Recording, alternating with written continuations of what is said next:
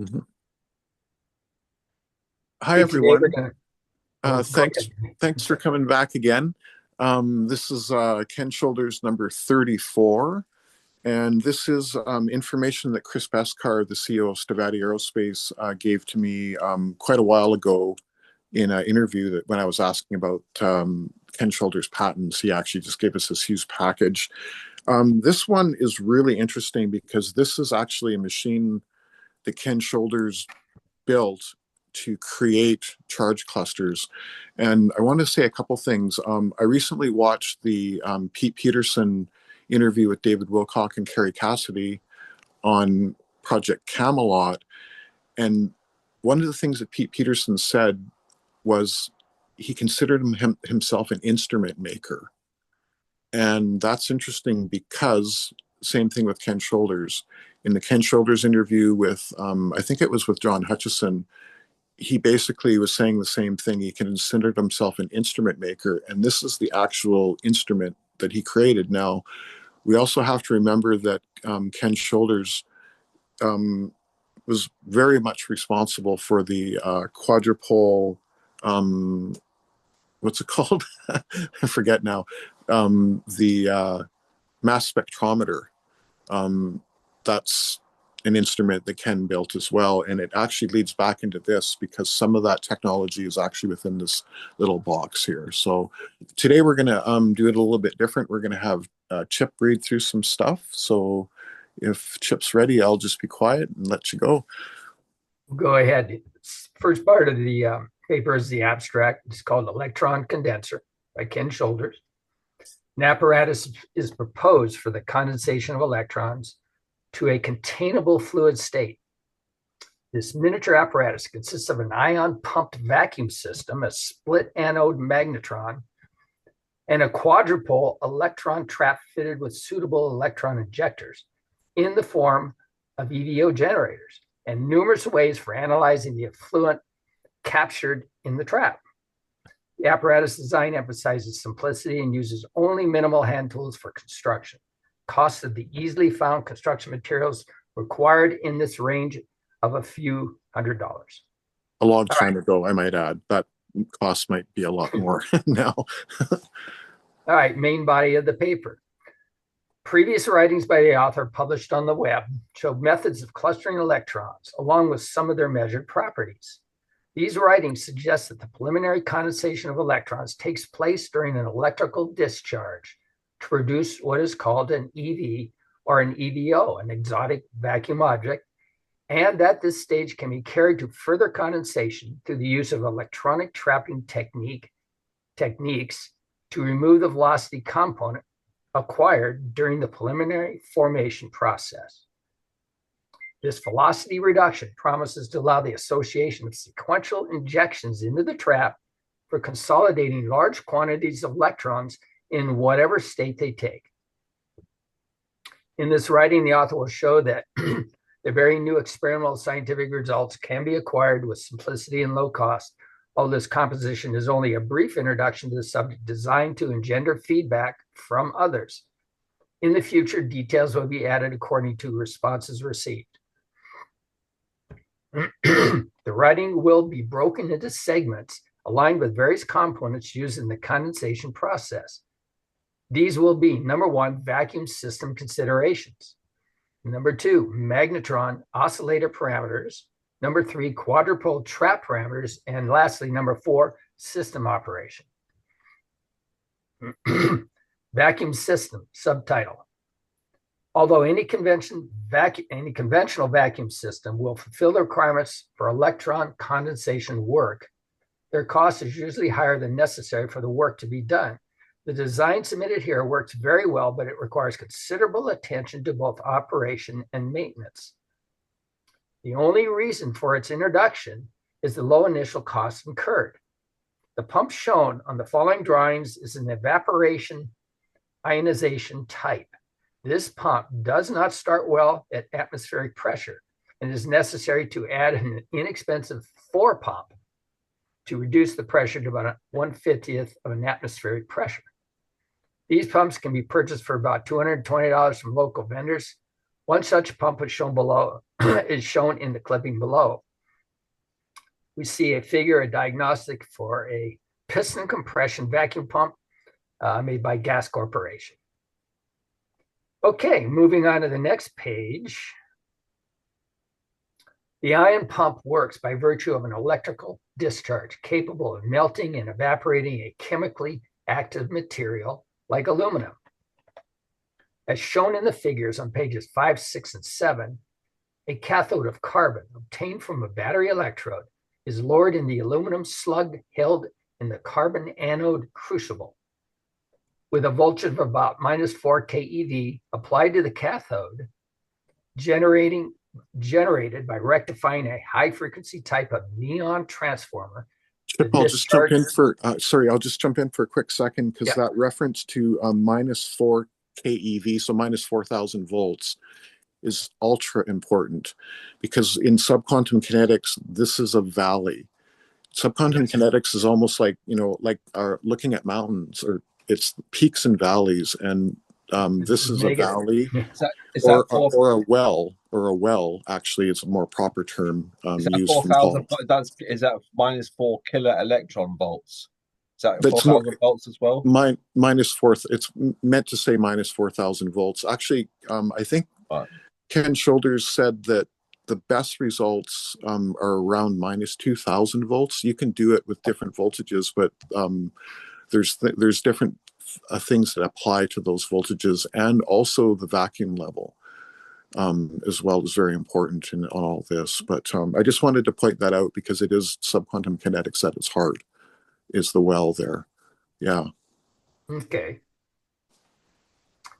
With a voltage of about -4,000 volts applied to the cathode, generated by rectifying a high-frequency type of neon transformer, the discharge is struck by using a simple cam-operated manipulator shown. When the aluminum reaches a high temperature, it evaporates and deposits on the walls of the water-cooled enclosure. Combination of chemical activity and ion pumping lowers the pressure in the chamber to the operating level. The correct operating pressure level is known from the measurement of current in the anode line to ground. Once the pump is started and reaches low pressure, the gap between anode and cathode must be increased by manipulation. Prolonged operation produces deposits on the wall that eventually peel off in flakes that must be periodically removed. The vacuum chamber is made of pottery-grade porcelain, with care being taken to avoid porosity, even if necessary, to glaze on the inside. Any amateur potter can make the shapes required, as the kiln only costs about $280 for the small size required, and clay is both easy to fabricate and dirt cheap. The rotary seals used for manipulation are the ground and lap tight greased with DC Corning DC4 silicon stopcock grease that was used successfully for many years in older science laboratories. Although the top glass cover is shown to be a ground type of seal, it is not difficult to cut a groove in the top of the vacuum chamber and insert an O-ring for sealing. This makes frequent removal easier. Although not shown in the attached drawings, the manipulation knob seals must be held against the vacuum chamber body by spring force. Additionally, for simplicity, the pin slot flexible shaft connection detail is not shown on the knobs. Using a pottery vacuum chamber is very handy because electrodes can be installed through the wall at almost any location by gluing them in with epoxy. Subtitle, magnetron. Section on the magnetron. The type of magnetron used here is a split anode magnetron, one of the first magnetrons invented. It is not likely to be more than 50% efficient, but that it is adequate for the present use. The magnets in it are sintered, rare earth magnets, that can either be taken from speakers or purchased new at low cost. Typical operating parameters for this magnetron are filament voltage 2 volts with a filament current of about 15 amperes using a tungsten welding electrode of small diameter. The anode voltage is minus 4,000 volts applied to the cathode at a current of about 50 milliamps. High voltage, low amperage. Well, actually, 50 milliamps at that voltage is lethal, actually. The voltage is, yes. Yes. Yep. The Without a doubt. power is the amps times the voltage is the power. Yep. Yes. And of course, that's the definition of a ball lightning. Huge voltage, almost no current. Yeah. Well, and that 50 milliamps is pretty typical of where our tubes run at, because I designed tube amplifiers and stuff, right? So that's it's an interesting number to see that. And that's apparently that number is how you set everything up, like he was saying earlier there. So it's really important. Okay, going on within the magnetron section. A shorting strap for coarse magnetron tuning is located on the quarter wave line connected between ground and the split anode. The rough setting is for 2.45 gigahertz, smack in the middle of the microwave oven band, as indicated by nulls on a transmission line measurement. For fine tuning, a small variation in capacity anywhere along the magnetron line is effective. Fine tuning is essential because the quarter wave coaxial resonator feeding the trap is not tunable. There is a magnetic coupling loop provided between the magnetron line and the coaxial resonator to supply energy to the resonator. A kitchen microwave oven can be used if one is willing to undertake necessary modifications. In this case, a coaxial transmission line is needed to connect the coaxial quarter wave line feeding the trap. Subcaption, quadrupole trap.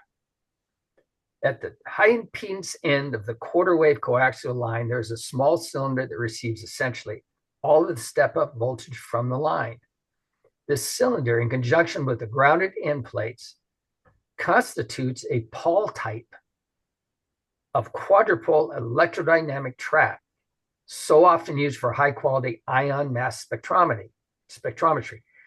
It functions the same way for trapping electrons, although it is rarely used because, after all, how many EM states are there for electrons? We are about to see if there are any coupled states of interest in the trapping of EVO structures having electronic properties. In order to provide versatility for analyzing the properties of trapped EVOs, the end caps of the trap have independent manipulators on them for switching in various apertures. Excitation electrodes, EVO injectors, extraction electrodes, and optical analysis ports to determine the charge state within. The optical windows are not shown in enclosed drawings, but they're easy to add simply by gluing on homemade Brewster windows. All right, what that page is. 3.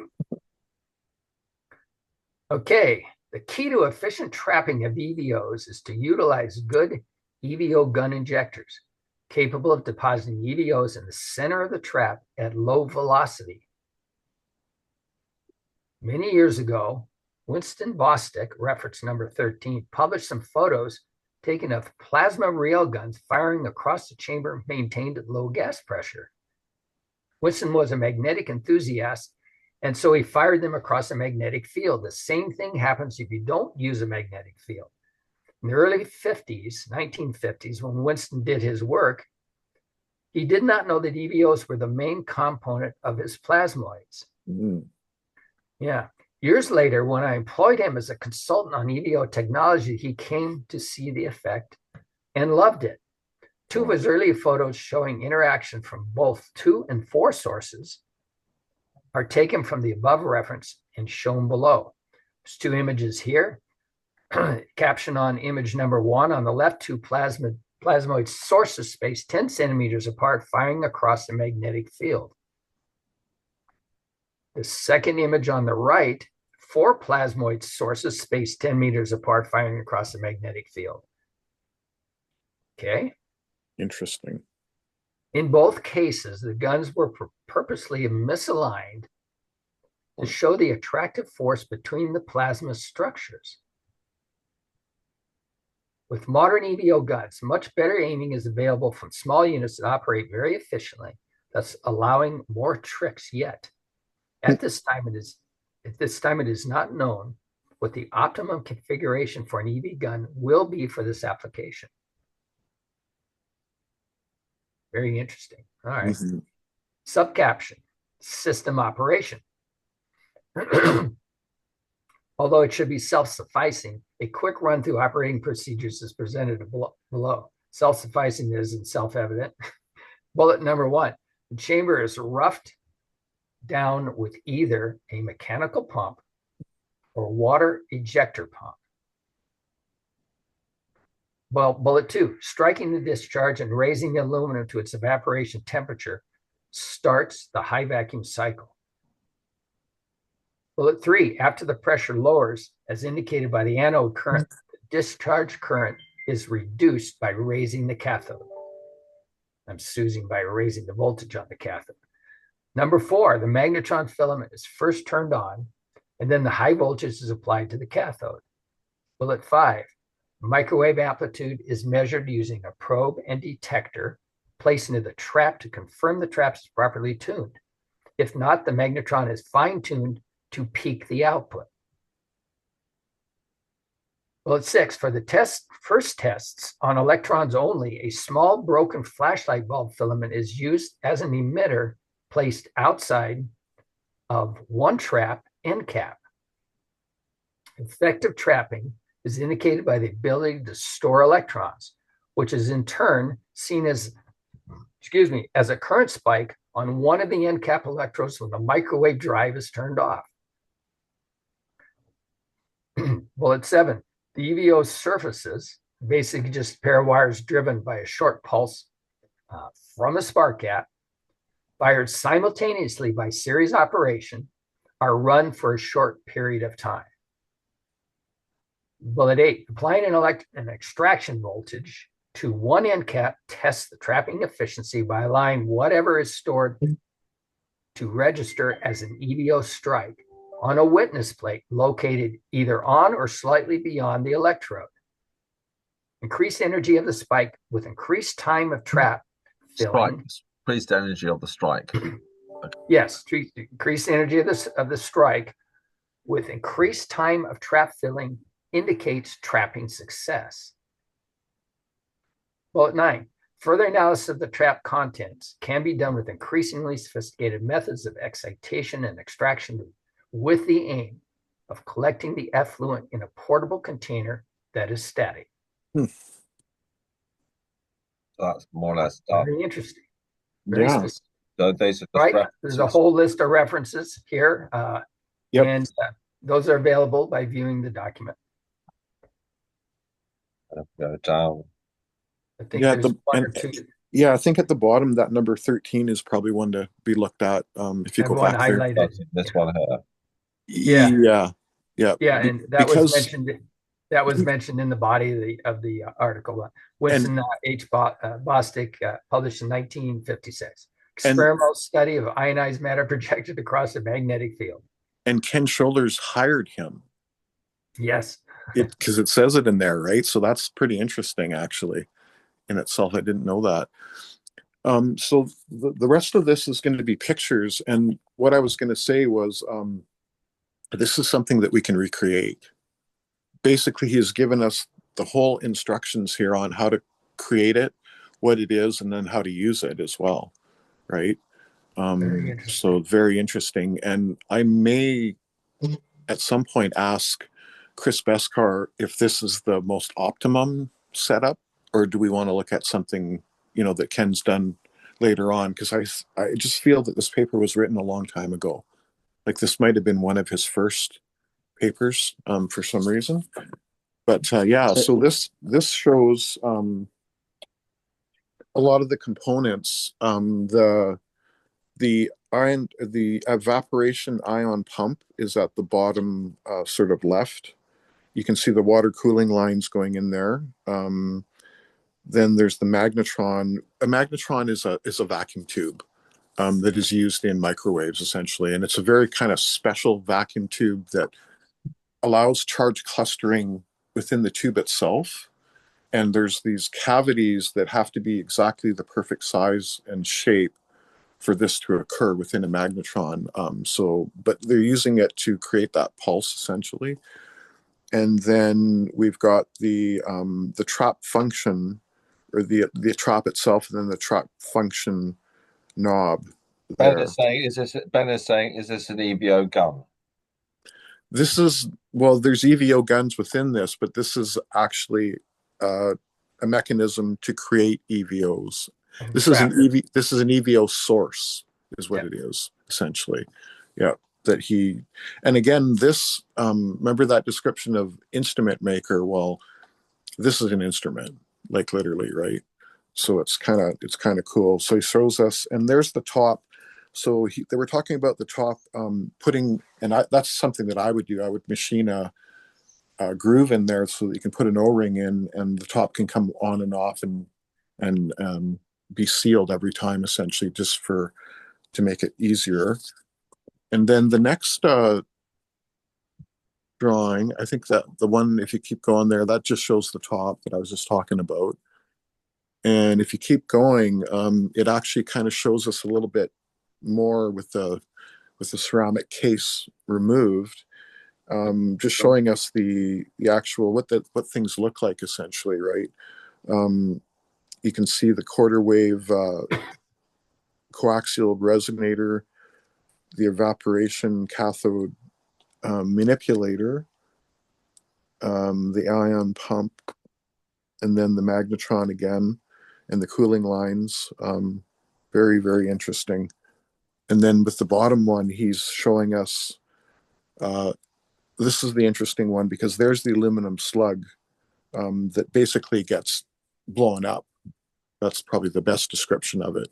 It explodes, and when that happens, these ions are being created in these charge clusters. And remember that there's a certain ratio between the ions and the electrons to create these charge clusters. So this, what he's designed here, must have that in mind, essentially, I think. Then there's the coarse tuning of the magnetron, and the coupling loop is interesting. The coupling loop to me sounds like negative feedback, which is something that I do in electronics when we're designing amplifiers, or other people do. I don't like doing it, but other people do it a lot.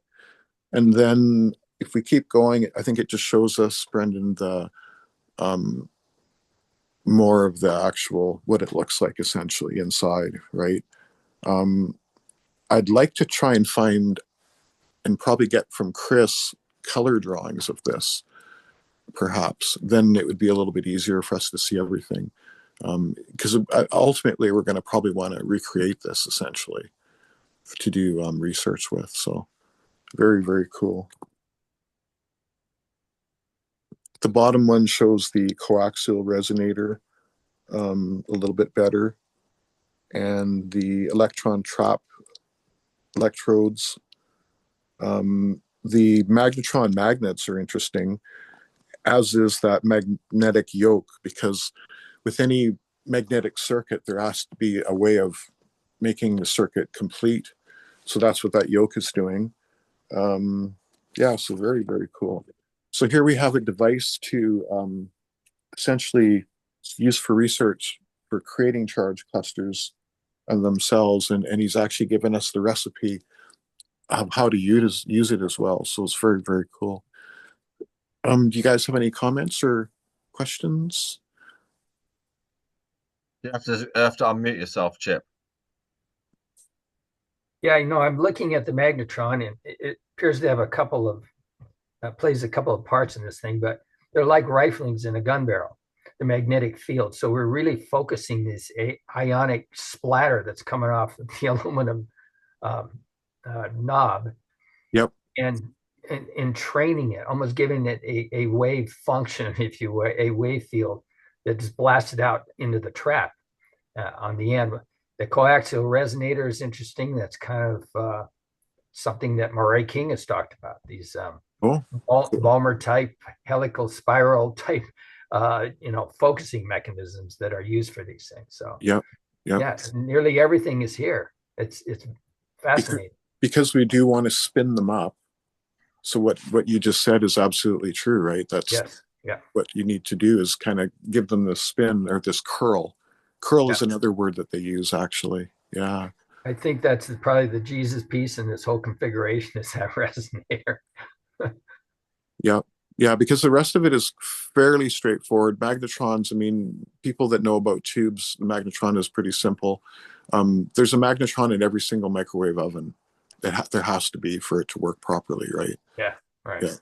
Yeah. That's why you're saying you can take apart microwaves and do certain things with them and stuff. So yeah, it's very, very interesting, definitely. And like I said, maybe I'll reach out to Chris. We have more interviews coming up with him. One thing I guess I can tell everyone is that both Chris Beskar and Ken Shoulders and John Hutchison have agreed to come on my channel and meet each other. And this is the first time. And it's interesting because uh, John was very, very good friends with Ken Shoulders. But because Stavati was classified, he couldn't talk about it. So he couldn't talk about this connection that he had to Chris Beskar and Stavati. So John Hutchison never knew because I talked to him. He said, I never knew about Stavati at all.